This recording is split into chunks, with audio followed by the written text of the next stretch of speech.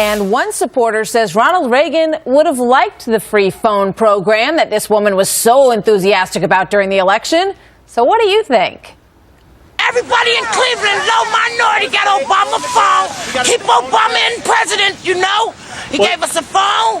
He gave you a phone? Do more. How did he give you a phone?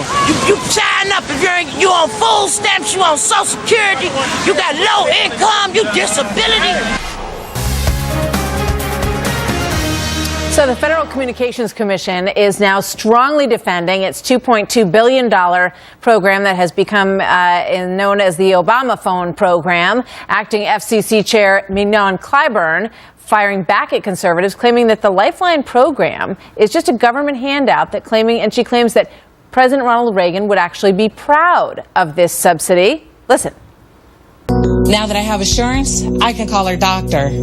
With Assurance Wireless in Washington, you get a free phone and 250 free voice minutes each month. Now that we have Assurance, we can keep in touch with our grandchildren. Well, that's nice, right? Sounds like a good thing. The program was established, in fact, during the Reagan presidency in 1984. However, the cell phone part did not kick in until 2005 in the Lifeline program. Matt McCall is the president of the Penn Financial Group, LLC. Matt, welcome.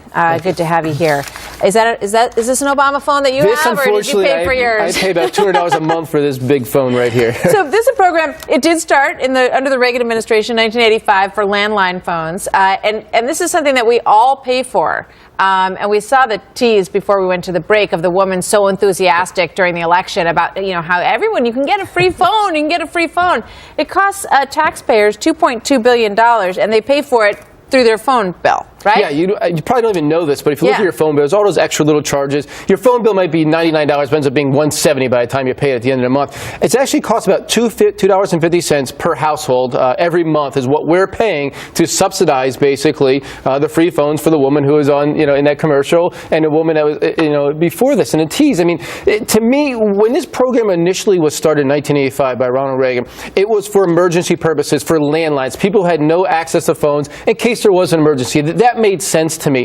However, we're now seeing it explode to everybody's going to get a phone. There was a reporter that did some research just last month.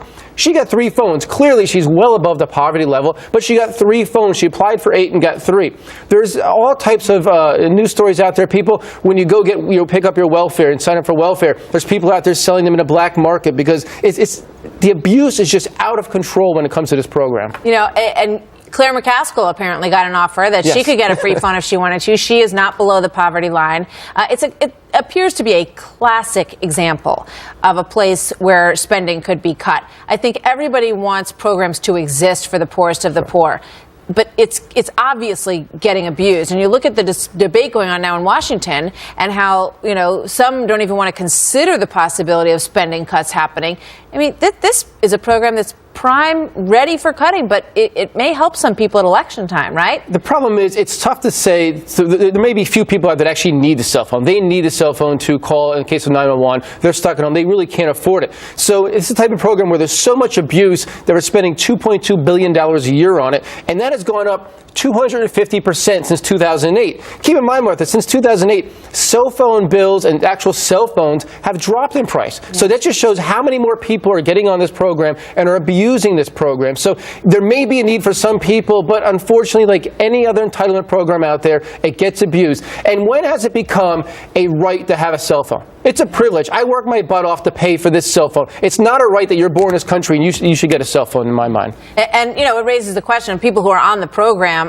What other stuff are they buying with their disposable income that could be going towards the phone? It's the classic sort of, food stamps. What are they being used for? And as I said, everybody, the poorest of the poor, everyone wants to help. Well, in the commercial, they showed that couple in the commercial. They were dressed pretty darn well. You could take off his sweater vest and go get a cell phone every month. Exactly. It's not that expensive. $25, you get a prepaid cell phone per month if you really need one. So again, yes, they're spending money on other things and not putting food on the table for their children and getting a free cell phone. And the Democrats actually now want to push free broadband for everybody now too, who's in this program. Sure, why not? Another why few not? billion I'd like dollars to sign up, coming out of it. Now we're going to pay our broadband bills and pay an extra $250 a month for everybody else. It's incredible. Matt, thank you.